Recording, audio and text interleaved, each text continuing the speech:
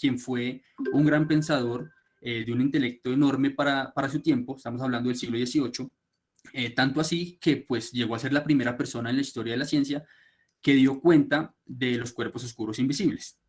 Asimismo, también cabe resaltar que los objetivos o la motivación de este trabajo tienen que ver con la importancia de la investigación histórica para rescatar personajes importantes que hicieron trabajos magníficos y que sentaron bases para teorías y concepciones que conocemos hoy en día. Y pues también para dar a conocer hechos científicos que de una u otra forma son olvidados o ignorados. Los agujeros negros, pues son un tema de estudio que está de moda actualmente, incluso recientemente se tomó una fotografía de un agujero negro y comúnmente lo que se conoce es que esta historia de los agujeros negros empieza desde 1915 con Albert Einstein y su teoría de la relatividad general. Sin embargo, fue John Michell quien casi 2 siglos antes, pues habló y teorizó en primer lugar sobre los agujeros negros. Bien, para 1915, Albert Einstein postula su teoría de la relatividad general. Luego, para 1917, Carl Schwarzschild soluciona las ecuaciones de Einstein e encuentra matemáticamente los agujeros negros. Para 1928, Chandrasekhar encuentra un límite teórico para el cual una estrella podría colapsar gravitatoriamente, convirtiéndose en una enana blanca. Este límite es de 1.4 veces masas solares. Después, para 1939, Tolman, Oppenheimer y Volkov encuentran un nuevo límite teórico para el cual una estrella colapsaría gravitatoriamente, ya no convirtiéndose en una enana blanca, sino en una estrella de neutrones. Este límite está entre 2 y 2.25 masas solares. Y estrellas aún más masivas pues se convertirían en el tema de estudio que son los agujeros negros. Cabe resaltar también que durante todo el siglo XX hubieron personajes también muy importantes que dieron cuenta pues de trabajos que ayudaron a sentar las bases de la teoría conocida actualmente, como lo son Roy Kerr, Werner Israel, John Wheeler, quien a propósito es la primera persona en acuñar el término agujero negro como tal, Roger Penrose y por supuesto Stephen Hawking. Sin embargo, pues cabe resaltar que a pesar de todos estos personajes que hicieron trabajos muy importantes, pues poco se conoce del personaje central de esta ponencia, quien es John Michell. ¿Quién fue John Michell? Nació el 25 de diciembre de 1724 y murió el 21 de abril de 1793. Fue nombrado miembro de la Royal Society en 1761 por un trabajo muy importante referente a la sismología. Ya para 1767 fue nombrado rector de la iglesia de San Miguel de Thornhill y hay que resaltar que fue filósofo natural, astrónomo, físico y un gran experimentador. De su vida personal poco se conoce, pues las personas cercanas a él, sus contemporáneos, lo describían como una persona solitaria a la cual no le gustaba congeniar mucho con las personas, sino que más bien le gustaba compartir sus trabajos mediante correspondencia con sus amigos. Además de eso, cabe resaltar que Michell lo describían como una persona bajita, una persona gorda y una persona de tez morena. Y es importante rescatar estas características porque no se encuentra en la red una imagen de John Michell.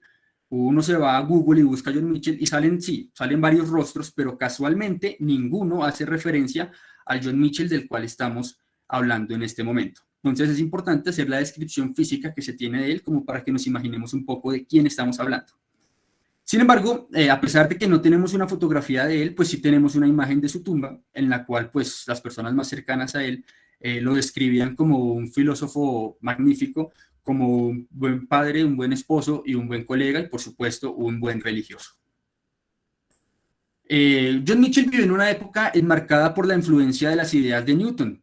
Estamos hablando del siglo XVIII, que es un siglo conocido como el siglo de las luces, siglo que se caracteriza por la influencia newtoniana y es un siglo que da paso a un pensamiento enmarcado en la razón.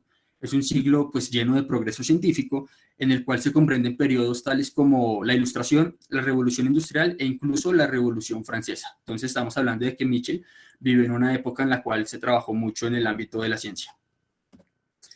Pese a que el tema de estudio central son los cuerpos oscuros, o los agujeros negros como los conocemos hoy en día, Michell también se desempeñó en el ámbito del magnetismo, la geología, la sismología, la estadística aplicada en la astronomía y la balanza de torsión. Y fue pionero en muchas de las concepciones que tenemos hoy en día en estas ramas. Hizo trabajos muy, pero muy importantes. Fue, a propósito, el primero en idear la balanza de torsión, a quien se le atribuye normalmente a Henry Cavendish. Sin embargo, Cavendish en su trabajo pues le da todo el crédito a Mitchell. Sobre los cuerpos oscuros. Bien, para la época, como ya mencionamos, pues siglo XVIII, estaban en auge las ideas de Newton, las leyes del movimiento y la teoría de la gravitación universal, la ley de gravitación universal de Newton. Y también Newton había postulado el concepto de velocidad de escape en los Principia, en el tercer volumen. Y entonces Mitchell, con estas ideas en mente, con las concepciones de gravitación universal y con la idea de velocidad de escape, que tiene que ver con la velocidad que tiene que adquirir un cuerpo para salir de la interacción gravitatoria de algún planeta, alguna estrella. Con estas ideas en mente, pues Mitchell postula las primeras ideas y teoriza sobre los cuerpos oscuros o los agujeros negros. ¿Cómo lo hace? Mitchell sabe perfectamente que si se está en un lugar que tiene un campo gravitacional y se lanza un objeto hacia arriba, y si este objeto en un momento A se lanza hacia arriba y no logra superar la velocidad de escape de dicho lugar, pues se verá obligado en un momento B a volver hacia la superficie de dicho lugar por la atracción gravitatoria, por la fuerza de gravedad que le ejerce pues, el lugar al objeto. Esto Mitchell lo tenía perfectamente claro, y como era un fiel creyente de las ideas de Newton, pues pensó lo mismo, pero con la luz. Y dijo, la luz se comporta como partículas y al comportarse como partículas tiene que verse también afectada por la ley de la gravedad. Y es decir, si una estrella emite luz y esta luz es emitida con una velocidad que no supera la velocidad de escape del lugar, es decir, que la velocidad de escape del lugar sea la misma velocidad con la cual se emite la luz, pues entonces va a ocurrir lo mismo que en el caso anterior.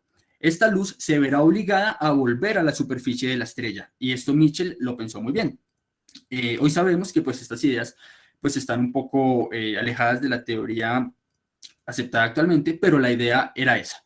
La velocidad de escape era igual a la velocidad de la luz y por ende la luz que emitía la estrella no iba a llegar hacia nosotros, no nos llegaría, y por lo tanto en 1783 aparece la primera idea de los cuerpos oscuros. Mitchell dice, como la estrella es lo suficientemente masiva para evitar que la luz escape, pues entonces existirá en ese espacio un cuerpo oscuro invisible que no podemos ver, pero ojo, que sí podemos, que se pueden detectar, porque el hecho de que no se pueda ver no significaba para Mitchell que no se pudiera detectar. El cuerpo estaba ahí y tenía que interactuar mediante la gravedad con los cuerpos a su alrededor. De esta manera, pues también estamos hablando de que no solo predijo los cuerpos oscuros, sino que también hablaba para su época de las estrellas binarias, que pues actualmente es un método que se utiliza para detectar o encontrar agujeros negros. Su pensamiento tuvo poco impacto. ¿Por qué? Era una persona solitaria, no le gustaba compartir mucho su trabajo, y también porque pues después de su muerte la teoría corpuscular de la luz cae y se da paso a la teoría ondulatoria. También hay que decir que aquí estamos hablando de un caso notable de serendipia. ¿Por qué? Porque Mitchell en su trabajo, él no quería encontrar los cuerpos oscuros, sino que más bien con la idea de que la gravedad afectaba la luz, él quería encontrar mediante la óptica las masas de las estrellas y las distancias hacia las estrellas. En el camino, por casualidad, se encontró los cuerpos oscuros. Ahora bien, para 1783 le escribe una carta a su amigo Henry Cavendish, quien a propósito un año después le dice a Mitchell que la publique y por eso es que su trabajo es conocido. Y en ese trabajo, en esa carta que le escribe Mitchell a Cavendish, le dice básicamente que si existe un cuerpo con la misma densidad del Sol, pero con un diámetro 500 veces mayor, ese cuerpo se va a caracterizar por ser tan masivo y no va a permitir que la luz escape hacia nosotros, convirtiéndose en un cuerpo oscuro. Ahora bien, en la misma carta que Mitchell escribe a Cavendish, él postula su esquema. Hay que resaltar que para la época pues, se trabajaba totalmente con geometría euclidiana y Mitchell trabajaba totalmente con geometría euclidiana. Y postula este esquema que es muy importante en la carta que le escribe a Cavendish, donde nos dice, existe un cuerpo central y hacia ese cuerpo central existe una línea que se extiende hasta el infinito y por esta línea es la trayectoria que tendría un cuerpo que cae desde el punto A hacia el punto D. Y este segmento RD es la fuerza de gravedad con la cual el cuerpo cae desde A hacia D, describiendo pues la ley del inverso al cuadrado en esta hipérbola, ¿no? Una idea muy importante de esto es que Mitchell nos dice que la velocidad con la cual cae un cuerpo desde A hasta D es exactamente la misma velocidad con la cual el cuerpo cae desde el punto D hasta el punto C. ¿Cómo es posible afirmar esto? Simplemente porque Mitchell nos dice que el área descrita por esta hipérbola es exactamente igual al área descrita por este rectángulo comprendido entre los puntos RC. Y a partir de esa idea, pues Mitchell comienza a trabajar y postula tres ideas que son muy importantes. Ahora bien, hay que resaltar también el hecho de que Mitchell trabaja con geometría euclidiana. Lo que nosotros hicimos fue tomar las ideas de Mitchell, lo que él escribió textualmente, y traerlo al lenguaje moderno, a las ecuaciones que conocemos hoy en día. Por la dificultad, por supuesto, que presenta comprender pues, el trabajo de Mitchell. Ya se darán cuenta por qué. Entonces, la primera idea clara de Mitchell dice lo siguiente, me permito leer. La velocidad adquirida por un cuerpo que comienza a moverse desde el reposo, como consecuencia de ser impulsado, será siempre proporcional a la raíz cuadrada del área descrita por las perpendiculares antes mencionadas. La perpendicular es este segmento de RD, perpendicular a la trayectoria desde el punto A hasta el punto D. Y la idea es la que se ve en la ecuación 1. La velocidad es igual a una constante de proporcionalidad por la raíz cuadrada del área que describe dicha perpendicular. Nosotros sabemos que el área es igual al trabajo, el área bajo la curva es igual al trabajo efectuado por la fuerza de gravedad para traer el cuerpo desde el punto A hasta el punto D. Y también sabemos que el trabajo se puede denotar como la variación de la energía cinética y como menos el delta de la energía potencial. Por lo tanto, podemos escribir la ecuación 4 y de esta manera, si el cuerpo parte del reposo, se cumple la relación que vemos en la ecuación 5 entre energía potencial y energía cinética. De esta manera, pues realizando el álgebra correspondiente, encontramos la ecuación 6 y posteriormente la ecuación 7, que da cuenta precisamente del primer postulado de Mitchell. La velocidad con la cual cae el cuerpo tiene que ser una constante de proporcionalidad por la raíz cuadrada del área que describe dicha perpendicular. Eso es el primer postulado de Mitchell. En el segundo postulado nos dice, me permito leer nuevamente, la densidad de un cuerpo central hacia el cual cae otro cuerpo debe estar siempre en la relación duplicada de sus semidiámetros inversamente. Esto quiere decir que, según la figura, la densidad debe estar relacionada con el semidiámetro del cuerpo central de la siguiente manera. La ecuación 8, que nos dice la densidad tiene que ser una constante de proporcionalidad, la densidad de este cuerpo central, sobre el semidiámetro, el radio, al cuadrado. A partir de las ecuaciones ya mencionadas anteriormente, podemos obtener el área en términos del volumen y de la densidad de dicho cuerpo central, para luego encontrar la ecuación 10 y posteriormente la ecuación 11, que nos da cuenta precisamente del postulado de Mitchell. La densidad en una relación inversa al cuadrado del semidiámetro, como podemos observar en la ecuación 11. En un tercer postulado, Mitchell nos dice también que la cantidad de materia contenida en uno de estos cuerpos centrales debe estar relacionada directamente con la relación simple de sus semidiámetros, argumentando que la cantidad de materia debe estar en la relación simple de su densidad y el triplicado de su semidiámetro, y que al combinar ambas se daría entonces dicha relación simple de la cantidad de materia con el semidiámetro. Pues aquí podemos ver que él solo trabajaba con razones y proporciones, era un poco complejo de entender. Sin embargo, lo que nos dice el postulado 3 es lo que se puede evidenciar en la ecuación 12. La cantidad de materia contenida en el cuerpo central es igual a una constante de proporcionalidad y por el radio, ¿sí? La relación simple de la cantidad de materia con el semidiámetro o el radio. Y a partir de las ecuaciones pues, que ya mostramos, de la ecuación 11 más básicamente, relacionándola con la masa y el volumen del cuerpo central, podemos encontrar la ecuación 13 y posteriormente la ecuación 14, para dar cuenta luego en la ecuación 15 y 16 que efectivamente se da que la cantidad de materia del cuerpo central está en la relación simple del semidiámetro por una constante de proporcionalidad. Ahora bien, ya con estos tres postulados y las ecuaciones que obtuvimos, que están enmarcadas, se puede llegar, realizando la álgebra correspondiente, a una ecuación muy conocida actualmente, la ecuación de la velocidad de escape. Obviamente Mitchell para la época no tenía todavía la constante de gravitación universal. Sin embargo, es importante resaltar que Mitchell pues nos había mencionado a nosotros antes que una estrella con 500 veces el diámetro del Sol y con la misma densidad sería capaz de evitar que la luz escapara de ella.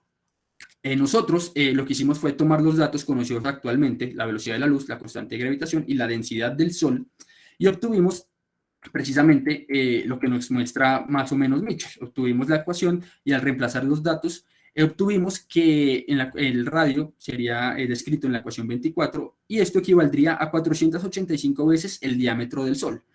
Mitchell nos dijo 500, claro, pero bueno, estamos hablando del siglo XVIII y estamos hablando de que la precisión de los datos que él tenía era muy diferente a la que tenemos hoy en día, y también pues el hecho de que él trabajaba con razones y proporciones y geometría euclidiana al 100%. Hoy para nosotros, hoy en día, pues es mucho más sencillo.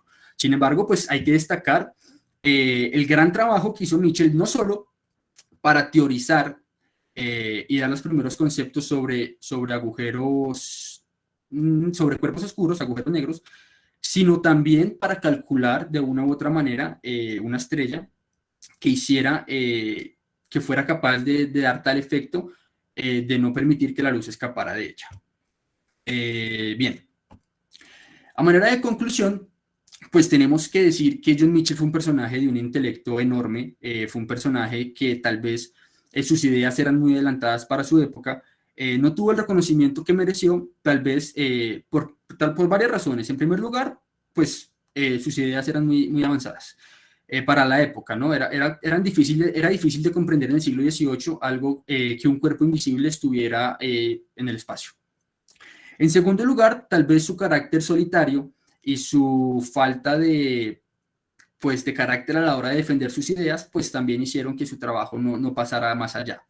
Y en tercer lugar, pues después de su muerte, la caída de la teoría corpuscular para dar paso a la teoría ondulatoria. Tal vez por estas razones, pues el trabajo de Mitchell no es tan reconocido actualmente. A pesar de esto, pues hay que decir que no solo trabajó en los cuerpos oscuros y fue el primero en mencionar las primeras ideas referentes a este tema, sino que también fue el primero en mencionar ideas muy importantes con respecto al magnetismo, a la sismología y a la geología, y por supuesto a la astronomía, como por ejemplo el hecho de que él afirmó para el siglo XVIII, fue el primero que afirmó que los terremotos podían viajar en forma de ondas, por ejemplo. Y también, ya para finalizar, también es importante destacar la labor que tiene la investigación histórica, no solo para dar cuenta de personajes como John Mitchell y del trabajo que realizaron, que son trabajos pues de un nivel muy alto, sino que también para dar cuenta de cuestiones culturales y gramaticales que se dieron en el proceso investigativo, porque hay que decir que estamos hablando de textos que es del siglo XVIII y que se presentaron dificultades a la hora de elaborar algunas traducciones porque la forma de escribir el lenguaje inglés en algunas letras era muy diferente a lo que se conoce hoy en día. Entonces hubieron letras que se escribían de una forma, que hoy en día se escriben de otra forma, y pues en ese aspecto se presentaron algunas dificultades. Entonces la investigación histórica no solo nos trae sobre la mesa personajes y trabajos magníficos, sino también cuestiones culturales que son de gran importancia. Estas son las referencias. Muchísimas gracias por su atención.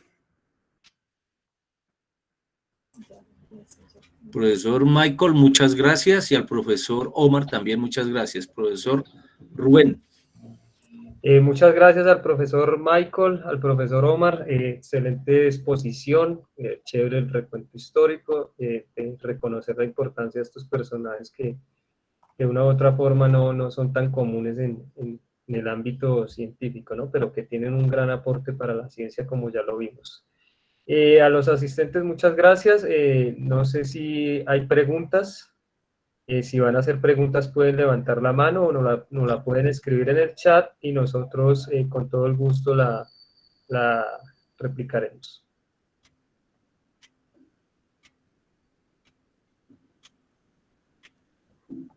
En el chat no hay preguntas ni han levantado la mano. Profesor Rubén, su pregunta entonces. Michael, si nos puedes hacer un favor, es para cómo uno desde estudios históricos de personas como la de Mitchell, puede en la escuela, ¿sí? Aportar al desarrollo cognitivo de los estudiantes y al reconocimiento de conceptos tan profundos como los de los agujeros negros y estos temas de los que nos hablaste. Vale, bien. Bueno, en primer lugar hay que rescatar, y hay que decirlo, es que no se le da mucha importancia a la investigación histórica, eso es así. en primer lugar. Sin embargo, yo pienso, desde mi punto de vista, que abordar la historia de personajes como John Mitchell, por ejemplo, no solo permiten adentrarse más en un tema, ¿cierto? En este caso los agujeros negros, sino también permiten, digamos, al estudiante, les permite dar un mayor tipo de interés frente a un tema, porque es que usualmente lo que se hace en la escuela es plantear ecuaciones y listo, sale, se va. Pero cuando uno le habla al estudiante más allá, por ejemplo, de la historia, pues ya uno está cambiando algo, ya se presenta mayor interés por parte del estudiante hacia la explicación y por parte pues del profesor hacia su clase, y no solo nos vamos al ámbito de poner ecuaciones en un tablero, dejar una tarea e irnos y ya. Yo te lo digo porque uno desde la experiencia, perdón, qué pena, profe Omar, ya le doy la palabra. Desde la experiencia uno siempre en la escuela, si algunos lo hacen de tocar el tema histórico, pues por lo general hablan de Galileo, de Newton y de Einstein. Es como los personajes típicos, pero a veces se olvida uno de personajes tan importantes como Faraday, por ejemplo, ¿sí? Y de otros personajes, por ejemplo, en este caso de Mitchell, y que están pues muy sujetos al tema del que nos estás hablando, los agujeros negros, pero si vemos lo que tú nos contaste hizo aportes en otros campos, ¿sí? Entonces, pues realmente yo creo que sí es importante impulsar un poco el estudio histórico de la ciencia, en este caso de la física, pues obviamente mucho más allá de los personajes tradicionales, ¿no? Para que nosotros como futuros, ustedes como futuros docentes y nosotros como docentes, pues también los retomemos y los tengamos en cuenta y pues lo apliquemos a nuestro trabajo diario. Muchas gracias, Michael. Okay. Profe Omar, levantaste la mano. Sí, buenas tardes. Gracias a Michael por ese trabajo. Bueno, realmente respecto a lo de la enseñanza, pues es definitivamente tradicional hablar de siempre lo mismo, las clases de física, todo en general siempre gira en torno a lo mismo y pues como tú lo has resaltado, son siempre en general los mismos personajes, ¿no? No hay una diversificación de personajes. Y algo que se descubre y se desarrolla a lo largo del trabajo de la investigación histórica en la física es encontrar que la física no fue hecha por 3 personas y de hecho también encontrar que hay gente detrás de los grandes genios que ha hecho los pequeños pinitos que nadie nos cuenta.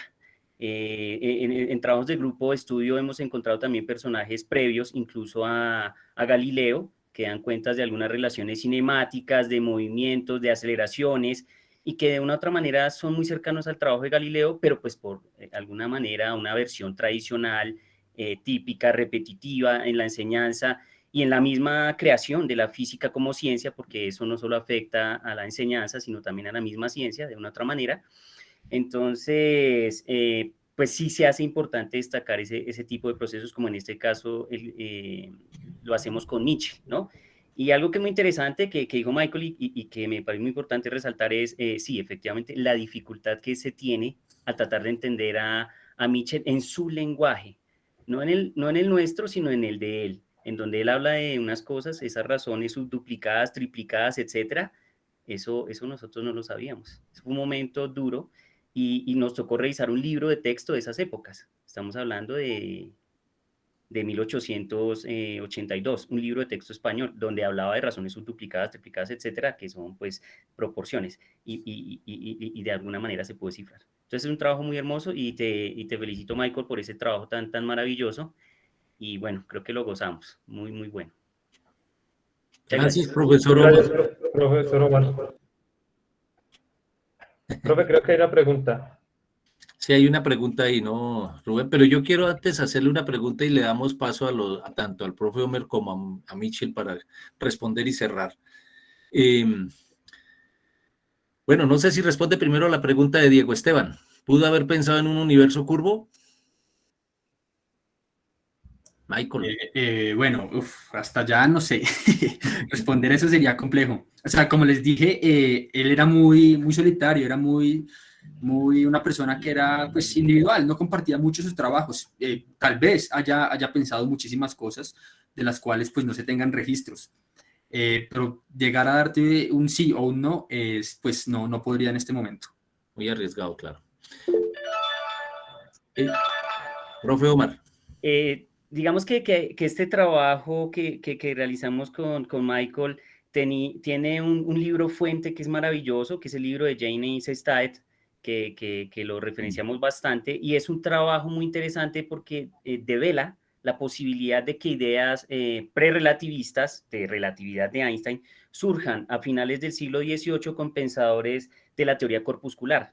Pero como lo mencionaba Michael varias veces, cuando aparecen Fresnel, Jung, Arago, etcétera, etcétera, y surgen todas las ideas del proceso, digamos, ondulatorio de la luz, y pues que son tan exitosas, pues elimina completamente esa visión corpuscular, y lo que podemos decir es que estos personajes del pensamiento corpuscular como Mitchell, pues estaban acercándose a ideas curiosas, interesantes, perspectivas y ópticas de la relatividad especial de Einstein en algunas circunstancias. Pero pues efectivamente, puntualmente Mitchell no apunta a ello, son unos personajes un tantico después. Pero sí hay alguna conexión en esa versión corpuscular. Vale, profesor Omar. Una pregunta concreta para una respuesta concreta, Michael. Tú mencionaste que el cálculo que hizo, bueno, más o menos la estimación que hizo Michel estaba por el orden de 400, ¿qué? 35, una cosa así. Mitchell estima un cálculo de 500 veces el diámetro del Sol. 500 veces el diámetro o la masa. El diámetro del Sol. El diámetro pues, solar. Sí, él también menciona en sus escritos que pues la relación es también con la masa. Porque, y tú a partir de ahí más o menos estableciste también el hecho de que actualmente está en el orden de, ¿cuánto fue que dijiste? Actualmente con los datos modernos, 485.15 veces el diámetro del Sol. Ok, y con eso se establecería, diríamos, el hecho de que se tuviese digamos, un objeto que como tal no permitiría que la luz escape. Eso es el equivalente, ok.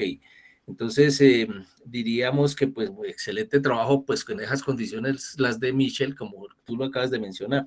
¿En eso está establecido en 485 actualmente? Sí, hablando de una estrella de la misma densidad del Sol. Ok, un hueco negro. Listo, muy bien, gracias a los dos, tanto a Omar, y felicitaciones a Michael por la presentación y el trabajo que hacen, muy bien. Yo creo que nos toca cerrar, profesor, esta presentación y darle paso a la siguiente, profesor Rubén. Gracias, profesor Omar, gracias Michael por su charla, muy enriquecedora, gracias a los asistentes. Entonces nos vamos con la siguiente ponencia. La siguiente ponencia